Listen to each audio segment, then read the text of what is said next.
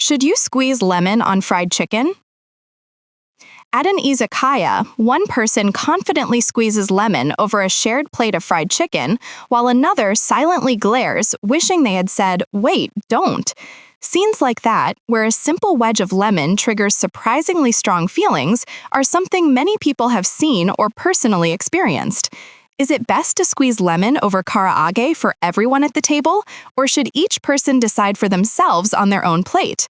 In this video, we run a 10-round, 20-turn debate on whether you should squeeze lemon on fried chicken, with both sides arguing on equal footing. Which side are you on? Team lemon or team plain? Tell us in the comments. Now, let's get started. First of all, fried chicken is quite heavy right after it comes out of the oil because of all the fat. Taste research points out that the citric acid in lemon makes the fat in your mouth feel as if it's being washed away, giving a refreshing sensation. In fact, in surveys by major izakaya chains on what garnish makes you happy with karaage, lemon consistently ranks near the top.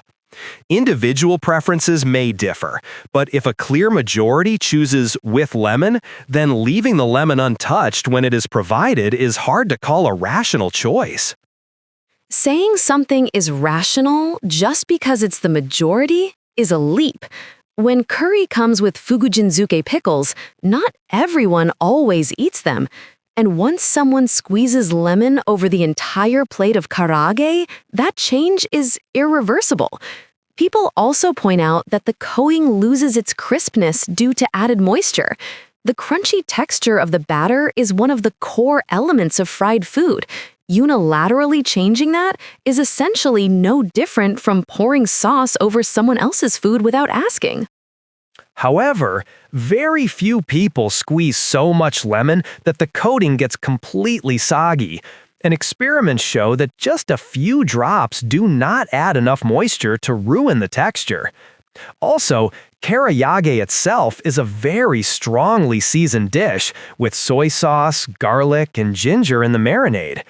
Adding a bit of lemon on top can create a kind of contrast effect, making the saltiness and umami stand out more clearly. We should evaluate not only whether it becomes slightly more moist, but also how the overall flavor profile becomes more vivid. If you talk about flavor contrast, that only has meaning when each person adjusts it on their own plate.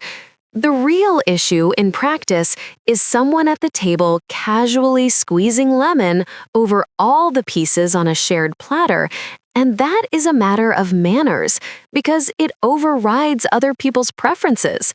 Online surveys actually show that many respondents say, "I'm fine with lemon itself, but I'm against people squeezing it over everything without asking."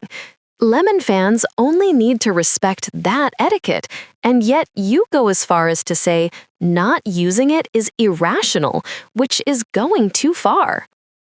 If you want to talk manners, the very fact that restaurants routinely serve karaage with lemon is itself a kind of recommendation sign. Professional cooks consider overall balance and still choose to add lemon, so insisting "don't squeeze it mindlessly" can also be seen as ignoring the chef's intention. Furthermore, some studies report that consuming citrus together with greasy food can reduce the feeling of heaviness in the stomach afterward. If you take health into account, completely ruling out the option of using lemon seems rather irrational. But how you eat something a chef serves is, in the end, up to the customer. The fact that lemon is on the plate does not create an obligation for everyone to squeeze it. And regarding reduced stomach discomfort, it is misleading to suggest that lemon can somehow cancel out the problem while ignoring the more fundamental choice of whether to eat that much fried food in the first place. If people are truly concerned about health, they should first cut down the quantity. We should be careful not to spread the misconception that if you add lemon, it becomes healthy. Of course, I'm not saying something extreme like if you add lemon, the calories magically disappear. However, if we assume the same amount of karyagi is eaten, the added sourness and aroma can enhance satisfaction and therefore help prevent mindless, extended snacking. There are experiments where adding acid raised self-reported satiety scores. From a culinary point of view, the compatibility of fat and acidity has already been proven worldwide. Duck with orange sauce in French cuisine, or malt vinegar on fish and chips, for example. Given all that, there is little reason to reject acidity only in the case of karyage. It is true that fat and acidity are paired all over the world, but those dishes are designed from the ground up with that combination in mind. Duck with orange sauce is a recipe in which the acidity is built into the dish from the start. In contrast, karyage is a dish where the main players are the soy-based marinade and the aroma of the crispy coating, and lemon is at most a later added option. As long as it remains an option, if we push too hard for with lemon as the default, we reduce the freedom of those who want to enjoy the base flavor as it is. From a stance that respects the original taste, I find the easy promotion of lemon questionable. Precisely because it is an option, the question, should we add it, becomes meaningful. If we look at actual consumer behavior, convenience stores and chains keep selling lemon-flavored karaage bento and similar products. In the food industry, optional items that don't sell are quickly discontinued. That indicates that many consumers see value in lemon-flavored karaage. If we separate out the manners issue, it's quite reasonable, both in terms of flavor and market demand, to conclude that eating karaage with lemon is a rational and well-supported choice. But the fact that there is demand does not automatically justify this statement, therefore, you should add it. Those lemon-flavored products sell precisely because only customers who want that flavor choose them from the beginning. The problematic pattern is at izakaya and similar places where people treat a shared platter as if it were their own plate and squeeze lemon over everything on the assumption that this is normal. If you use statistics and sales numbers as a basis to say, you're the minority, so just go along with it, that becomes a kind of majority taste harassment and is a different issue from mere rationality. I agree that aggressively forcing lemon on others is unacceptable, but at the same time, an attitude of, I won't tolerate even a single drop on anything, looks like extreme minority self-defense. In reality, the situation is easily handled if someone simply says, mind if I squeeze lemon at the table? If most people at the table say they want it, then following that majority preference is also reasonable from a social efficiency standpoint. If you also consider the extra time and effort it takes to meticulously divide everything onto individual plates first, making no lemon at all, the default actually seems less efficient overall. If efficiency is your concern, the whole culture of serving big shared platters is what should be reconsidered. Recently, more restaurants are serving individual portions from the start, and in those cases, everyone is free to use lemon as they like. In other words, the conflict between lemon and no lemon camps is, at least partially, an operational issue that the restaurant's serving style can resolve. Insisting that it's more efficient to follow the majority and using that to justify the practice risks trivializing the preferences of the minority. Taste freedom should not be trimmed away in the name of efficiency. But saying, just individualize everything, is idealistic and ignores realities like staff shortages and cost pressure. There are clear economic reasons why shared platters remain common, so we should think about optimization within those constraints. From that perspective, prioritizing the majority who find lemon increases their satisfaction has a certain logic. The minority can protect themselves by, for example, quickly taking their share onto a separate plate before the lemon is squeezed. If we always frame it as the majority being at fault, the the discussion loses balance. The very idea of demanding self-defense from the minority is what many people find off-putting.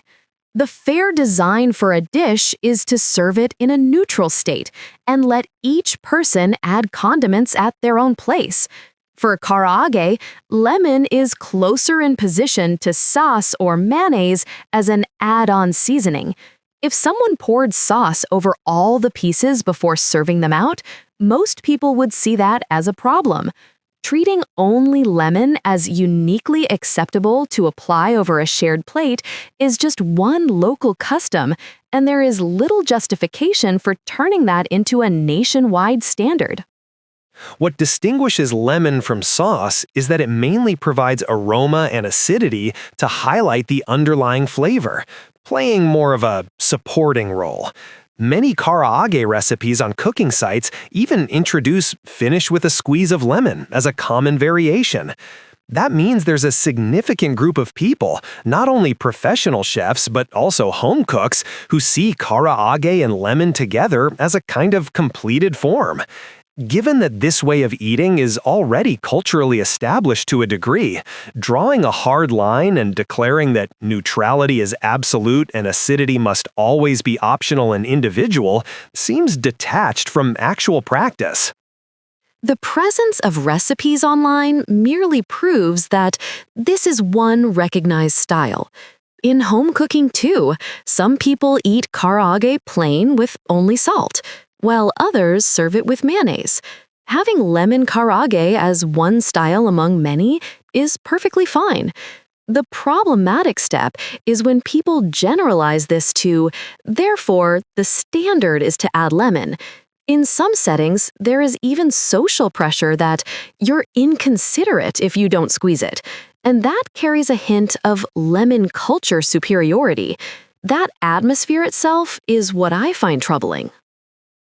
Rather than superiority, I think what backs lemon and courage is the long-standing rule of thumb: acid pairs well with rich food.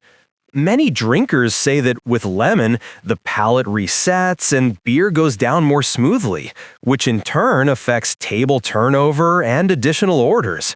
Given that restaurants take such economic realities into account when they promote lemon, it's quite natural that squeezing the lemon is become a common evaluation. Dismissing that as mere pressure and insisting it must be stopped feels like an argument that ignores the circumstances on the ground. Bending taste and manners purely for economic reasons is putting the cart before the horse. If you want better turnover and more orders, you can adjust portion size, number of pieces, drink variety, and so on. Since the act of squeezing lemon over everything is a source of stress and dissatisfaction for part of the clientele, blindly pushing it as rational from the restaurant side is risky. I would argue that clearly stating lemon is for you to use individually and still increasing the number of customers who choose lemon karaage would build more trust in the long run. In the end, whether to add lemon to karaage involves several intertwined axes: taste, health awareness, and the efficiency of the situation. From my perspective, lemon should be used actively because it cuts the greasiness, elevates the umami, and increases satisfaction. The majority's preferences and the practical realities of the food service industry both support that direction. As for manners, they can be handled sufficiently through small operational tweaks like asking, "Is it okay if I squeeze it?" or letting people who really want to protect their portion take it first. I simply don't see enough justification to go out of our way to avoid lemon. I, on the other hand, am firmly committed to a single principle. You should not make an irreversible change to someone else's food without their consent. No matter how many benefits you claim for taste or health, these should remain things that those who want lemon do on their own plates. Karaage is already a complete dish even without lemon, and the right of those who want to enjoy its original flavor and texture should be equally important. Using majority preference or business reasons to push lemon into the position of de facto standard is something I will continue to see as fundamentally problematic. This concludes our 10-round debate on whether you should squeeze lemon on fried chicken. Do you side more with Team Lemon or Team Plain? And how do you actually eat karaage when you go out? Share your own habits, pet peeves, and stories about lemon and karaage in the comments.